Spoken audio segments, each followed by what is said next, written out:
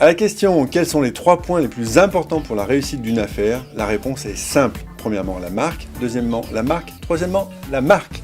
Si vous êtes en train de vous lancer dans la création d'un produit, d'un service ou d'une start-up, inévitablement, vous êtes conduit à un moment ou à un autre à l'exercice ô combien délicat de la création d'une marque. Délicat car il combine la difficulté d'être très créatif, l'impératif d'être représentatif de votre activité, l'obligation d'être court, facile à mémoriser, international, évocateur, etc., etc., j'en passe et des meilleurs. Et il faut en outre que personne n'ait eu la même idée que vous auparavant dans le même domaine d'activité. Mais la difficulté suprême arrive lorsque surgit le désormais classique casse-tête du dépôt du nom de domaine. Et là, je dis bien casse-tête, la résolution d'un Rubik's Cube étant un jeu d'enfant en comparaison. Et oui, avec la mondialisation de nos économies, comment faire pour trouver un mot de moins de 10 lettres qui n'ait été utilisé par personne sur cette petite planète Terre? Et comble du comble, même si personne nulle part ailleurs n'utilise la superbe marque que vos cerveaux fertiles viennent de faire éclore, il est quasiment certain qu'un parasite, je dis bien un parasite, car c'est ce mot qui vous viendra à l'esprit quand vous le découvrirez, qu'un parasite, disais-je, aura déposé depuis plusieurs années le .com tant désiré dans l'unique but de spéculer, tapis dans l'ombre, sur l'arrivée d'une proie naïve et d'autant plus facile à capturer qu'elle n'a plus le choix. Pour l'anecdote, je viens de créer Clubble, une start-up logicielle. Avec mes associés, nous avions trouvé une autre marque, géniale, vous pensez bien, à laquelle personne n'avait pensé auparavant.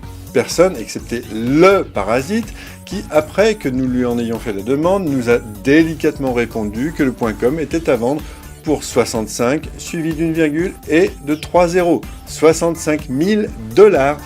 Je lui ai donc gentiment répondu, à mon tour, qu'il me paraissait difficile que nous puissions faire affaire ensemble.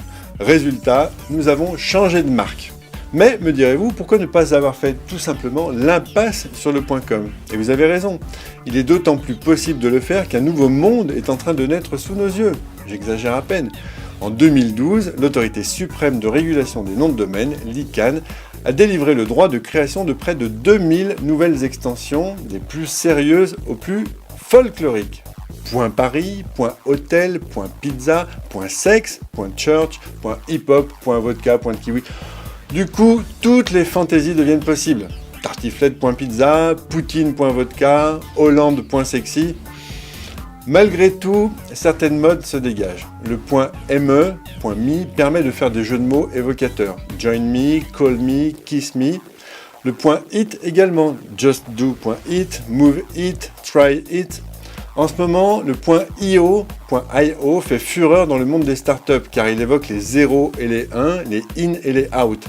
Le .co également, même s'il faut bien avouer que c'est un peu le .com des pauvres. Autre nouveauté, il est désormais possible de déposer des extensions de nom de domaine en idéogramme chinois.